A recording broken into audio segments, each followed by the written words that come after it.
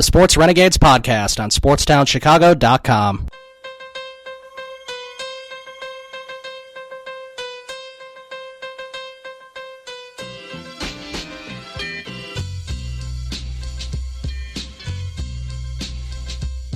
Welcome back to the Sports Renegades here on SportsTownChicago.com. I'm Ryan Stuprich. And I'm Ryan Risky. We talked about the Bulls for our first couple segments and all the problems that they're going through. We're going to transition over to the MLB and baseball right now. We'll start off talking about the Cubs, as the World Series champs have made a couple moves since the last time we've been on. And, you know, it just sort of looks like they're tweaking a couple things here and there, just to put themselves in another good position. And looks like all is well. We know that Fowler is gone, and he's with St. Louis now. And that's okay. I mean, we weren't expecting them to resign him. And I couldn't believe that there were actually some fans that were mad at him. He came back to win a World Series. He had literally a leadoff home run in Game 7 of the World Series, and we're going to be mad at him. He came back to win the World Series because he knew there was unfinished business. He had every right to go and chase whoever was going to give him the biggest contract. I'm happy for him that he got such a good deal. I think before he re-signed with the Cubs last year, the biggest offer they got from Baltimore was like $33-something million. $35 million, and now he has an $88-something million contract with St. Louis. So I mean, look at what a World Series can get you. Right. I mean, and also it helps that the free agent market wasn't as good this year, where last year there was a lot of good free agents. And I mean, really, this Cubs team, really, they could, a new free agent addition really would be Jason Hayward if he starts hitting again. I mean, that's like a whole new free agent right there, and the loss of Fowler won't look as big because you're filling it. You're pretty much platooning John Jay, who they just signed, and Albert Almora. Jorge Soler's gone. They got Wade Davis in return, which I like the move a lot. Yeah, it's I like the move a lot too. And you have a hopefully healthy all season Kyle Schwarber. That'll really boost this team up. It'll be like Fowler never left if that's the case.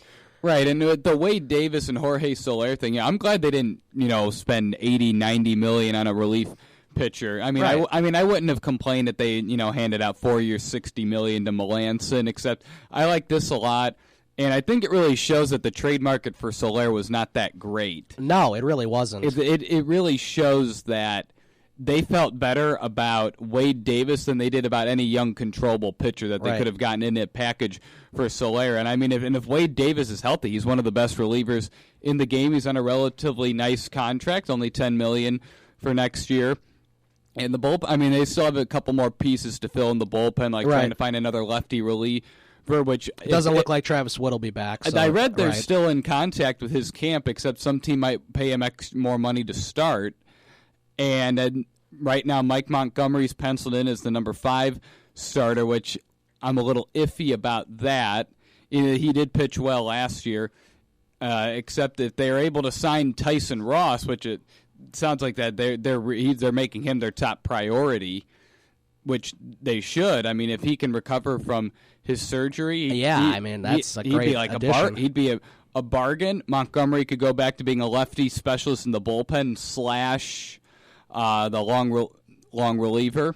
Yeah, either long reliever or spot start or something. Yeah, I mean it's Trevor it's Cahill is still a free agent. I don't think he's going to return. I think there were some teams that were offering him contracts to start. Yeah, he really revitalized his career here. I mean, he talk did. About a guy who was left for dead with Oakland and Arizona. He comes over here to the Cubs, and he really didn't have a bad performance. No, not really. He was a good ground ball pitcher. Didn't give up very many home runs.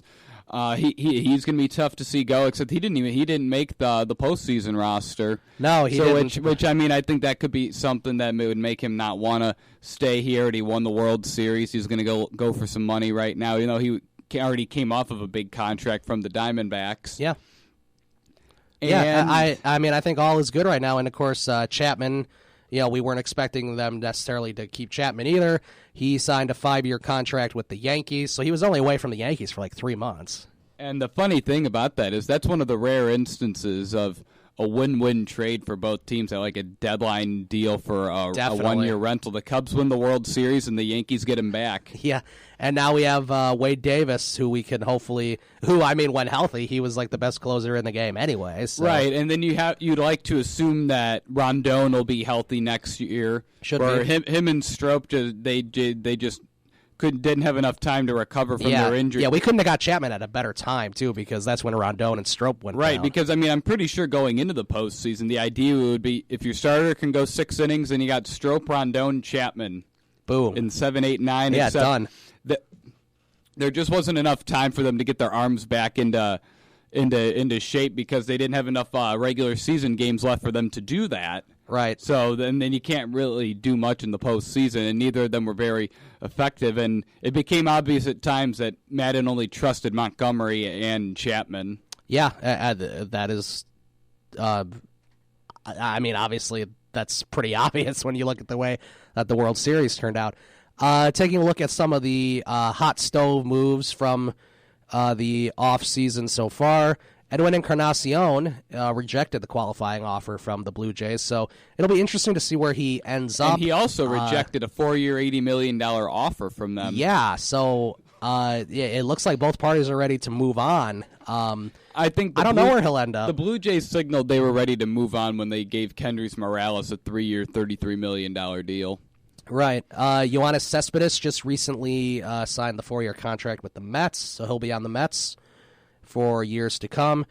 Justin Turner agreed to a 4-year deal with the Dodgers. So did Kenley Jansen, but that was a 5-year deal. I honestly just expected that both of them would re-sign with the Dodgers. That's the Dodger thing to do. It really is like a typical Dodger movie. Well, they needed to. They didn't have a third baseman and they didn't have a closer. They needed to re-sign both of them because, they were a good team last year. They were well managed by Dave Roberts. Right. And, they were only a couple pieces away from beating the Cubs.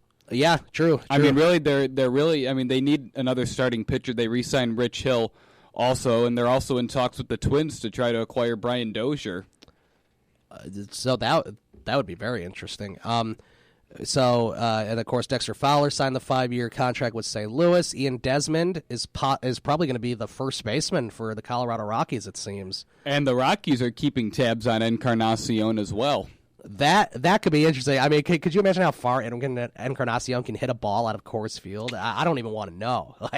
That is ridiculous.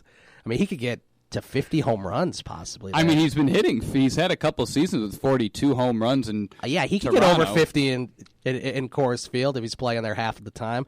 Wilson Ramos is now with the Tampa Bay Rays on a 2-year contract. That's a good signing for them. He needed to go to an American League team because he was really good last year. Because he tore his ACL, he probably won't. He might not even catch it all next year. The Rays just might let his knee heal because then in the second year of that deal, they probably are going to flip him once he proves that he can catch again and get some good prospects in return. Yeah, Jose Bautista rejected his qualifying offer, but I think the Blue Jays will find a way to keep him around. Well, did you hear the Orioles were thinking about signing him, and then their GM said that they weren't going to because their fans hate him.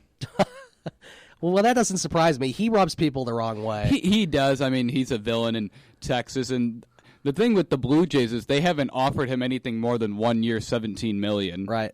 I'm not a huge fan of Jose Bautista, but he is a good player.